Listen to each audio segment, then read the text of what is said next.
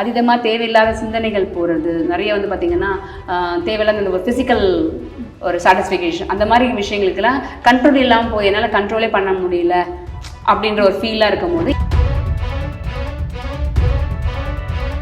ஆக்சுவலாக நம்ம நினச்சிக்கிறோம் கத்திக்கிட்டே இருக்காங்க உங்களுக்கு பிபி அதிகமாக இருக்குமா. ஆக்சுவலாக உண்மையாக ரொம்ப கத்திட்டு இருக்கவங்களும் நம்ம செக் பண்ணனா நார்மலாக தான் இருப்பாங்க. ரொம்ப காமாக ரொம்ப எதுவுமே ரெஸ்பாண்டே பண்ணாமல் ஒரு மோனோட்டனஸாக ஒரு பக்கம் உட்காந்துருப்பாங்க. அவங்களோட பிபி செக் பண்ணி பார்த்தீங்கன்னா எல்லாரும் சொல்கிறாங்க மெடிடேஷன் தான் பண்ண சொல்கிறீங்க மேடம், பட் பண்ணும்போது தான் மேடம் கண்ணை மூடினா தான் நம்ம எல்லா பிரச்சனையும் வருதுன்றாங்க. ஸோ அவங்களுக்கு நம்மளே வந்து அன்றைக்கி காலையில் நம்ம ஒழுங்காக நமக்கு ஒரு எமோஷன் பாஸ் ஆகும் வச்சுக்கோங்களேன், வயிறு ஃபுல்லாகவே இருக்குது, சரியாக பசிக்கல, வயிறு அதாவது ஏப்பம் வந்தால் நல்லாயிருக்கும். அது எல்லாரோட கான்சன்ட்ரேஷன்னால எனக்கு வயிறு இன்னைக்கு சரியில்லை, இது சாப்பிட நினச்சேன் ஆனால் சாப்பிட முடியல, ஏற்கனவே ஒரு மாதிரி அடைக்கிற மாதிரி இருக்குது. அது ஏன்னா ஒரு வேலையை செய்ய விடாமல் பண்ணுறது வந்து பார்த்திங்கன்னா முக்கியமாக இந்த வயிறு தான்.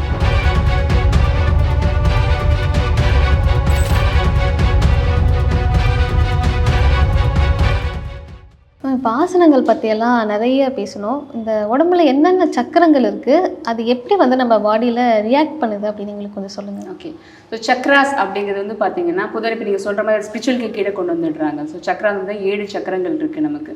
ஸோ கீழே வந்து பார்த்தீங்கன்னா சுவாதிஷ்டானம், லாஸ்ட் வந்து மூலாதார சக்கரா இருக்குது. ஸோ சுவாதிஷ்டானம், மணிப்பூரகம், அநாகதம், விஷுதி, ஆக்னேயம், அந்த மாதிரி லைனாக கீழே இருந்து 7 சக்கரங்கள் தான். ஸோ நமக்கு பார்க்கும்போது அப்போ முதுகில் தான் அந்த சக்கரங்கள் இருக்குது அப்படி இல்லை. ஸோ ஓவராலாக நமக்கு ஸோ மூலாதார சக்கரம் லாஸ்ட்டாக இருக்கிறது தான் அந்த மூலாதார சக்கரா. ஸோ அதை தான் வந்து என்ன சொல்லுவாங்க, அவேக்கனிங் பண்ணணும், அந்த மூலாதார சக்கராவை நம்ம வந்துட்டு எழுப்பிட்டோம் அப்படின்னா குண்டலினி சக்தி அப்படின்னு சொல்கிறாங்க பார்த்தீங்களா, அது இந்த மூலாதார சக்கராவில் தான் நமக்கு பெரும்பாலும் இருக்குன்னு சொல்லுவாங்க. ஏன்னா இந்த லாஸ்ட்டாக ஸ்பைன் லாஸ்ட் எண்டிங் வந்து பார்த்தீங்கன்னா இந்த மூலாதாரம் தான். லாஸ்ட்டாக நம்ம ஸ்பைனோட லாஸ்ட் பெரிய போன் வருமே, காக்கிக்ஸ் போனுன்னு சொல்லுவாங்க, ஸ்பைனோட சேர்ந்து லாஸ்ட்டாக இருக்க போன் அந்த ரீஜன், அதாவது நம்ம லோவர் பார்ட் அப்படிங்கிற ஃபைனல் அந்த நம்ம பெல்விக் ரீஜன் சொல்கிற அந்த ரீப்ரொடக்டிவ் ஆர்கன்ஸ் லாஸ்ட்டாக உட்காரம் பாருங்கள், நம்ம உட்கார்ற அந்த லாஸ்ட் எட்ஜு தான் அந்த மூலாதார சக்கரா அப்படிங்கிறது.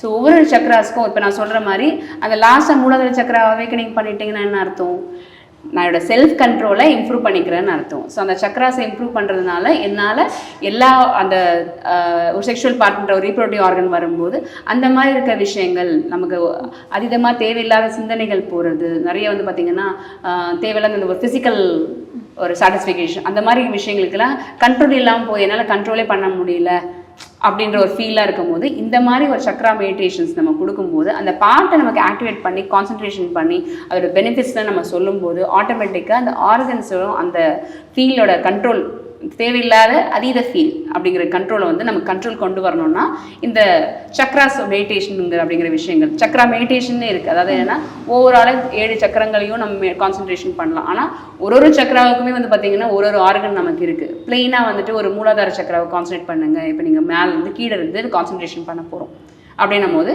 ஃபஸ்ட்டு லோவர் பார்ட்டை பண்ணுங்க அப்படின்னு சொல்கிறத விட நார்மலாக இருக்கிற இந்த ஆக்னேய சக்கராவை வந்து பண்ணுங்க கான்சன்ட்ரேஷன். ஒரு ப்ரூமத்திய இருக்கிற சக்கரா, ப்ரூமத்தியன்னு கூட சொல்லுவாங்க, அது ப்ரூ 2 புருவத்துக்கும் நடுவில் இருக்கிறதால ப்ரூமத்திய சக்கரா ஆர் ஆக்னேய சக்கரா.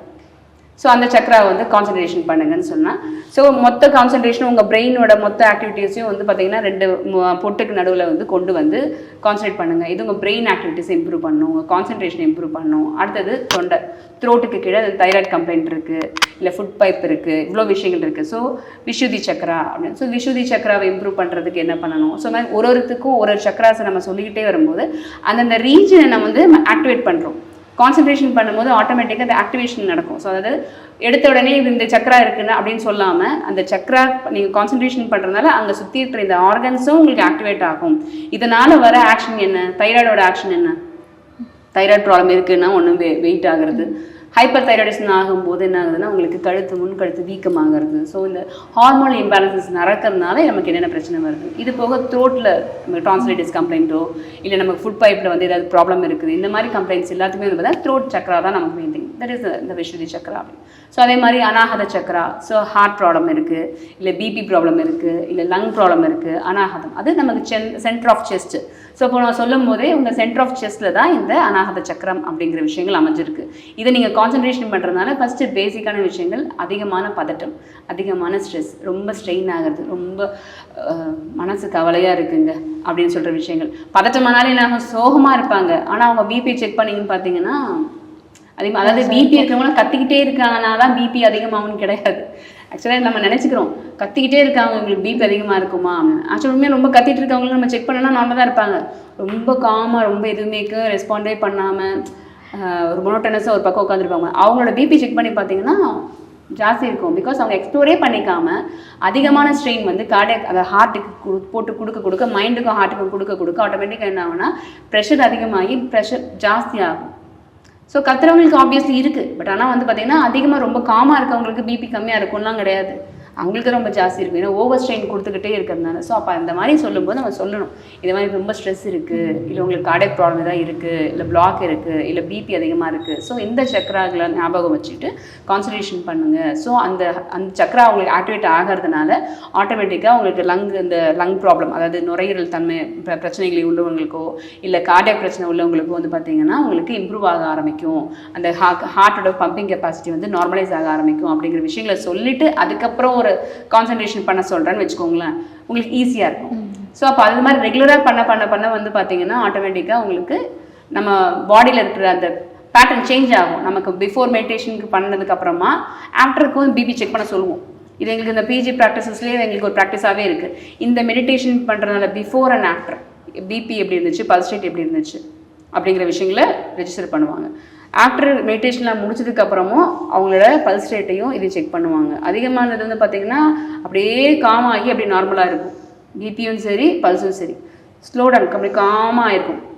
நம்மளுக்கே அந்த டிஃப்ரென்ஸ் தெரியும். ஸோ பாடி வந்து பார்த்திங்கன்னா கொஞ்சம் நேரத்துக்கு டிஸ்டர்பன்ஸ் பண்ணாமல் விட்டுட்டோம்னு வச்சுக்கோங்களேன், எப்படி நம்ம மைண்டு ஏதாவது பிரச்சனையாக இருக்கா பேசிகிட்டே இருக்காது. ஒரு 10 மினிட்ஸ் அமைதியாக சொல்கிற மாதிரி சந்தோஷமாக இருந்தாலும் சரி கஷ்டமாக இருந்தாலும் சரி ஒரு 10 நிமிஷம் அமைதியாக இருக்குது. ஆட்டோமேட்டிக்காக யூ ஹேவ் அண்ட் கிளாரிட்டி, அந்த மைண்ட் கண்ட்ரோல் வரும். அந்த கண்ட்ரோல் கொண்டு வரதுக்கு தான் இந்த மாதிரி மெடிடேஷன் அப்படிங்கிற விஷயங்களையும் நமக்கு கொண்டு வரும்.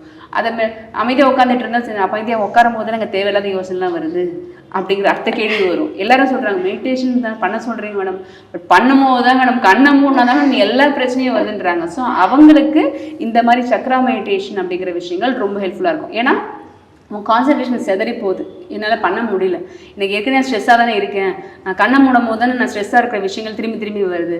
அவனுக்கு இந்த மாதிரி ஒரு சக்ரா மெடிடேஷன்ஸ் அனாஹதம் பண்ணு, ஒரு விஷுத்தி பண்ணு, மணிப்பூரகம் பண்ணு. ஸோ உனக்கு இன்டைஜஷன் கம்ப்ளைண்ட் இருக்குது, இல்லை சரியாக ஜீரணமாகலை, பசிக்கலைன்னா மணிப்பூரக சக்கரம் தொப்புல இருக்குது மணிப்பூரகம். ஸோ அந்த மாதிரி ஒரு விஷயங்களா நீ கான்சன்ட்ரேட் பண்ணிட்டே அவன் கான்சன்ட்ரேஷன் அவன் பண்ண அவன் உடம்புலேயே அவன் கான்சன்ட்ரேட் பண்ண ஆட்டோமேட்டிக்காக என்ன ஆகும்னா சிதறல்கள் போகாது. அது கான்சன்ட்ரேஷன் வந்து பார்த்திங்கன்னா அவங்களுக்கு இம்ப்ரூவ் ஆக ஆரம்பிக்கும். அதிகமான ஸ்ட்ரெஸ்ஸான விஷயங்களை மறந்துருப்பாங்க. அவங்க உடம்பே அவங்க கான்சன்ட்ரேட் பண்ண பார்த்தா அந்த பிரச்சனைகள்லேருந்து வெளியே வர்றதுக்கு யூஸ்ஃபுல்லாக இருக்கும். ஸோ பாடி லைட் ஆகும்போது மைண்டும் காம் ஆகும்போது அந்த ஸ்ட்ரெஸ்லேருந்து வெளியே வர்றதுக்கான விஷயங்கள் ரொம்ப ஹெல்ப்ஃபுல்லாக இருக்கும். அதோட சேர்ந்து நமக்கு ரிலாக்ஸேஷன் டெக்னிக்குன்னே விஷயங்கள் இருக்குது. அது என்னன்னா உட்காந்து தான் சக்ரா மெடிடேஷன் பண்ணணும்லாம் கிடையாது. Even we can lie in flat, ரொம்ப ஃப்ளாட்டாக அமைதியாக படித்து கை கால்கள் அகற்றி வச்சுட்டு கூட நம்ம இந்த சக்கராங்களை கான்சன்ட்ரேட் பண்ணிகிட்டே வரலாம். என்னவே இருந்தாலும் உட்காந்ததான் சக்கரம் நிமிர்ந்துமாலாம் கிடையாது, படுத்திருந்தா கூட அதே சக்கரங்கள் தான். ஸோ படுத்துட்டே கூட நமக்கு உடலாக பார்த்தா நமக்கு வந்து இந்த நெத்திலேருந்து அந்த சகஸ்ரார சக்கரா ஃபைனலாக இதுதான் சகஸ்ராரம் சிரசம் சொல்கிற மாதிரி நம்ம சகஸ்ராரம்ங்கிறது ஃபைனல் இது. ஸோ இங்கேருந்து இங்கே தொண்டை இது தொப்புள் அதுக்கு கீழே அதுக்கப்புறம் ஃபைனலாக மூலாதார சக்கரம். ஸோ இவ்வளோத்தையும் நம்ம படுத்துக்கிட்டே கூட கான்சன்ட்ரேட் பண்ணலாம். சில பேர் உட்காந்து பண்ணுற சொல்கிற மாதிரி இப்போ எவ்வளோ தூரம் நான் உட்காந்துட்டு பண்ணுறது மேடம், கால் மறுத்து போகிறது தான் எனக்கு தெரியுது, கான்சன்ட்ரேஷனே கிடைக்க மாட்டேங்குது மேடம், எனக்கு மறுத்து போகுது, கால் வலிக்குது, எப்படா அது முடியும் அப்படிங்கிற தாட்லாம் வரும். ஸோ அப்படி இல்லாமல் படுத்துட்டே கூட அவங்க ரிலாக்ஸாக பண்ணலாம். இந்த மாதிரி சக்ரா மெடிடேஷன்ஸு ஒரே பர்டிகுலர் சக்ரா மெடிடேஷனும் நம்ம சொல்லித்தரோம். இப்போ வெறுமனே அனாஹாதை மட்டும் சொல்லித்தரோம். ஸோ ஒரு நாளைக்கு கம்ப்ளீட் அதை மட்டும் இல்லை எல்லாமே சொல்லணும் அப்படின்னு சொன்னீங்கன்னா ஒரு பார்ட்டாக கான்சன்ட்ரேட், அதாவது ஒரு ரீஜனை நமக்கு கான்சன்ட்ரேட் பண்ணிக்கிட்டு அந்த பார்ட்டோட பெனிஃபிட்ஸ் என்ன. இப்போ மணிப்பூரகம் அப்படின்னு சொன்னால் இந்த வயிறை சுற்றி இருக்கிற மற்ற ஆர்கன்ஸ், நாட் ஒன்லி வெறும் தொப்புள்னு கிடையாது, நமக்கு இருக்க மாதிரி லிவர், ஸ்ப்ளீன் இருக்குது, கிட்னிஸ் இருக்குது, ஸ்டொமக் ரீஜன் இருக்குது, இன்டெஸ்டைன் இருக்குது, இவ்வளோ ஆர்கன்ஸும் சேர்ந்தது தான் அந்த மணிப்பூர சக்கரா கான்சன்ட்ரேட் பண்ணுறதுனால ஆக்டிவேட் ஆக போகுது. ஸோ இதோட பெனிஃபிட்ஸ் என்ன அப்படிங்கிறத நம்ம சொல்லிவிட்டு அதுக்கப்புறமா மெடிடேஷன் பண்ணும்போது பெனிஃபிட்ஸ் உண்மையாகவே நல்லாவே இருக்கும். அலாங் வித் இப்போ நம்ம சொல்கிற மாதிரி யோகிக் ப்ராக்டிசஸில் நாட் ஒன்லி யோகிக் ப்ராக்டிசஸ் எங்கள் நேச்சுரோபதியும் சேர்ந்து இருக்கிறதுனால life style modification. So diet, அதாவது உணவு தான் மருந்து, மருந்தே உணவுன்ற மாதிரி. ஸோ உணவுகளில் நம்ம எதெல்லாம் எடுத்துக்கலாம், எதை நீங்கள் கட் டவுன் பண்ணோம்னா நம்ம எடுக்கிற ஆசனா செய்யும்போது என்ன பெனிஃபிட்ஸ் நமக்கு கிடைக்கும், இதோட சேர்ந்து செய்யும்போது benefits are more. Naturopathy way of லைஃபே வந்து பார்த்தீங்கன்னா it's a life style modification. இப்போ லைஃப் ஸ்டைல் மாடிஃபிகேஷன் அப்படிங்கிற விஷயங்கள் போய் தானே நமக்கு நிறைய விஷயங்கள் தேடி தேடி பண்ணிக்கிட்டு இருக்கோம். ஸோ அப்படி இல்லாமல் ரெண்டும் சேர்ந்து பண்ணும்போது ரிசல்ட்ஸ் அமேசிங்காக இருக்கும். மேம், இந்த சக்கரங்கள் பற்றி பேசிக்கிட்டு இருக்கும்போது மணிப்பூரக சக்கரம் அப்படின்னு சொன்னீங்க.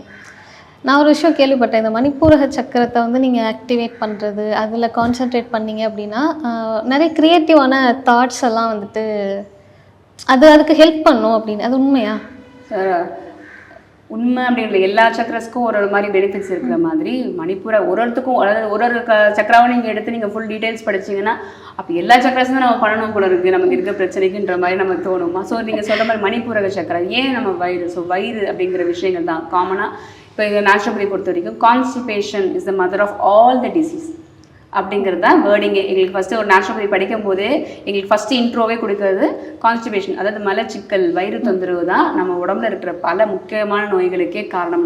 ஸோ அதை என்னைக்கு வந்து அதை ரெகுலரைஸ் பண்ணாமல் நம்ம கண்டுக்காமல் விடுறோமோ அது ஆட்டோமேட்டிக்காக பிரச்சனைகளை உருவாக்கும். அதாவது கழிவுகள், நம்ம சாப்பிட்ற விஷயங்கள் கழிவுகளை வெளியேறணும். கழிவுகள் வெளியேறாத போது என்ன ஆகும்? உள்ளே தங்கும். அது தங்கும் போது அடுத்த விஷயங்கள், ஸோ கழிவுகள் உள்ளே இருக்கேன், ஸோ அப்போ வயிறு பிளாட்டட் ஆகுது, எனக்கு பசிக்கல. ஸோ அப்போ என்ன பண்ணுவோம்? நீங்கள் சாப்பிட்றத நிறுத்துவீங்க, சாப்பிட மாட்டோம். இல்லை என்ன பண்ணுவோம்? அது ஜீரணமாகறதுக்காக சோடா குடிப்போம் இல்லையா? சோடாவோ ஒரு கார்பனேட் ட்ரிங்க்ஸோ இதையா ஒன்று குடிப்பீங்க. ஸோ அந்த கார்பனேட் ட்ரிங்க்ஸ் என்ன ஆகும்? உங்களுக்கு எக்ஸ்ட்ரா சக்கரை தான் இல்லையா? ஸோ அந்த நேரத்தில் வந்து பார்த்தீங்கன்னா ஒரு கேஸ் வெளியே வந்துட்டு ரிலீவ் ஆகிடுச்சு அப்படின்னு. அப்படி இல்லை, ஏற்கனவே வந்து டைஜஸ்ட் ஆன விஷயங்கள் வெளியேறாமல் கழிவுகள் வெளியேறாமல் இருக்கிறது தான் விஷயம். அப்போது வயிறு அப்படிங்கிற விஷயங்கள் இது இன்க்ளூட் ஆகி நம்ம லிவரு, நம்ம ஸ்ப்ளீனு, நமக்கு பேன்ட்ரியாஸ், அந்த மாதிரி நம்ம அந்த சொல்கிற மாதிரி இவ்வளோ விஷயங்களும் இன்க்ளூட் ஆகி வர்றது தான் இந்த வயிறு. ஸோ வயிறு சுத்தமாக இருக்குது, வயிறு நல்லா இருக்குதுன்னு சொன்னால் நம்மளால அன்றைக்கி கிளியராக ஒர்க் பண்ண முடியும். நம்மளே வந்து அன்றைக்கி காலையில் நம்ம ஒழுங்காக நமக்கு ஒரு மோஷன் பாஸ் ஆகும் போச்சுக்கோங்களேன், வயிறு ஃபுல்லாகவே இருக்குது, சரியாக பசிக்கல, வயிறு அதாவது ஏப்பம் வந்தால் நல்லாயிருக்கும். அது எல்லாரோட கான்சன்ட்ரேஷன்னால எனக்கு வயிறு இன்னைக்கு சரியில்லை, இது சாப்பிடணும்னு நினச்சேன் ஆனால் சாப்பிட முடியல, ஏற்கனவே ஒரு மாதிரி அடைக்கிற மாதிரி இருக்குது. அது ஏன்னா ஒரு வேலையை செய்ய விடாமல் பண்ணுறது வந்து பார்த்தீங்கன்னா முக்கியமாக இந்த வயிறு தான். காமனாக சொல்கிறேன், எல்லாருக்கும் சளி இருந்தால் கூட ஒன்றும் இதை மாதிரி அது வயிறு மட்டும் வந்து பார்த்தீங்கன்னா அது நார்மலாக இல்லை, அன்றைக்கி ஒரு மாதிரி வயிறு உபசமாகவே இருக்குது, சரியாக பசிக்கல, நம்ம சாப்பிட காலையில் நான் சாப்பிடவே இல்லை. அது பசிச்சு சாப்பிடணும்னு கிடையாது, டைமுக்கு சாப்பிடணும் அப்படிங்கிற மாதிரி, மணி அடிச்சா சொல்கிற மாதிரி அங்கே பசிக்கும் போது தான், அதாவது பசித்த பின் புசி அப்படின்றது என்னென்னா உண்மையாகவே பசி இருக்கும் போது நம்ம ஃபுட் எடுக்கிறது தான் நல்லது. ஸோ பசிக்காமல் நம்ம ஃபுட், அதாவது என்னென்னா நல்லா மைதா கண்டென்ட்டாக உள்ள சாப்பிடும் போது என்னாங்கன்னா உள்ளே போய் டம்ப் ஆகும். ஸோ வாட்டர் கண்டென்ட்லாம் அப்சர்வ். அப்போ என்னன்னா மைண்ட் வந்து கிளாரிட்டி இல்லாமல் கிளம்ஸியாக ஆகும், யோசிக்கவே மாட்டோம். நம்ம யோசனை ஃபுல்லாக என்ன ஆகும்னா இது எப்போ சரியாகும் அப்படிங்கிற விஷயங்கள் தான். ஸோ இந்த மணிப்பூர சக்கரா நம்ம ஆக்டிவேட் பண்ணுறது மூலமாக என்ன ஆகுதுன்னா உங்களுக்கு நம்ம இந்த டைஜஷன் ப்ராசஸை வந்து நம்ம இம்ப்ரூவ் பண்ணுறோம், புரியுதுங்களா? ஸோ நான் சொல்கிற மாதிரி வெறும்னே மணிப்பூர சக்கரா மட்டும் பண்ணால் அப்போ நான் நல்லா வந்து ப்ரெட்டோ பன்னோ பீஸாவோ சாப்பிட்லாமான்னா கண்டிப்பாக இல்லை. ஸோ அப்படி பண்ணாலும் ப்ராப்ளம் தான். ஸோ என்னவே இருந்தாலும் லைஃப் ஸ்டைல் மாடிஃபிகேஷனில் இது எல்லாமே சேர்ந்த மாதிரி வந்தால் மட்டும்தான் இப்போ நீங்கள் சொல்கிற மாதிரி மணிப்பூர சக்கராவை கான்சன்ட்ரேட் பண்ணால் என்னால் நல்லா இன்னோவேட்டிவாக திங்க் பண்ண முடியுமா? கண்டிப்பாக வயிறு சுத்தமாக இருந்தால், வயிறு நமக்கு கிளியராக இருந்தால் we can clearly do whatever we want. Mind இங்கே கிளாரிட்டி இருக்கும். அங்கே பிரச்சனை இருக்கும் போது இங்கே கிளம்ஸி ஆகிடும்.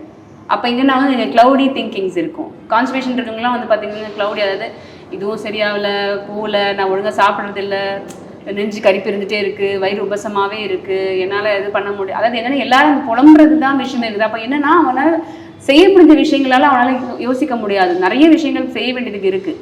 ஆனால் இந்த பிரச்சனையில் எனக்கு உடம்பு உள்ளே இருக்கிறதுனால என்னால் யோசிக்க முடியல, யோசனை ஃபுல்லாக அதில் தானே இருக்குது. ஸோ அப்போது இந்த பிரச்சனைகள் சரியாகணும்னா இந்த மணிப்பூர சக்கரா அப்படிங்கிற நீங்கள் சொன்ன Manipura chakra is very very important. Not only that, எல்லாமே. பட் சொல்கிற மாதிரி இது சரியாக இருந்தால் இங்கே கிளியராக இருக்கும். இங்கே கிளியராக இருந்தால் ஆட்டோமேட்டிக்காக we can clearly think whatever you want. நிறைய விஷயங்கள் யோசிக்கிறதுக்கு வரும். வயிறு சரியில்லைன்னும் போது அந்த நீங்கள் சொல்கிற மாதிரி எல்லாமே யோசனைகள் தவறி தான் போகுது. நான் அப்புறம் பண்ணுறேன், அப்புறம் செய்கிறேன், எனக்கே ஒன்றும் சரியில்லை அப்படின்ற ஒரு ஃபீல் வந்துடுது. ஸோ இது வந்து எல்லாத்துக்கும் கோரிலேட்டட் தான், ஒன்றுத்துக்கு ஒன்று கோரிலேட்டட். இப்போ எப்படி வந்து பார்த்தீங்கன்னா கன்சீவ் ஆன ஒன்று எப்படி நமக்கு வந்து பிரெஸ்ட் ஃபீடிங் அப்படிங்கிறது, கன்சீவ் ஆகிறது யூட்ரஸ், ஏன் பிரெஸ்ட் ஃபீடிங் வருது? ஸோ யூட்ரஸில் ப்ராப்ளம் இருக்குன்னா ஆட்டோமேட்டிக்காக reflected on your breast. So நமக்கு ஹார்மோனல்ஸே வந்து பார்த்தீங்கன்னா பிரெஸ்ட்டுக்கும் நமக்கு யூட்ரஸுக்கும் இதுக்கு direct have and direct connection on that. So ஒரு சக்கராவுக்கும் இன்னொரு சக்கராவுக்கும் டேரக்ட் கனெக்ஷன், புரியுதுங்களா? ஸோ அதனால சக்கரங்கள் எந்த அளவுக்கு இம்பார்ட்டன்ட் அப்படிங்கிறதுன்னு இல்லை, எல்லாமே சேர்ந்த மாதிரி வர்றது தான் இந்த yogic and naturopathy way of practices.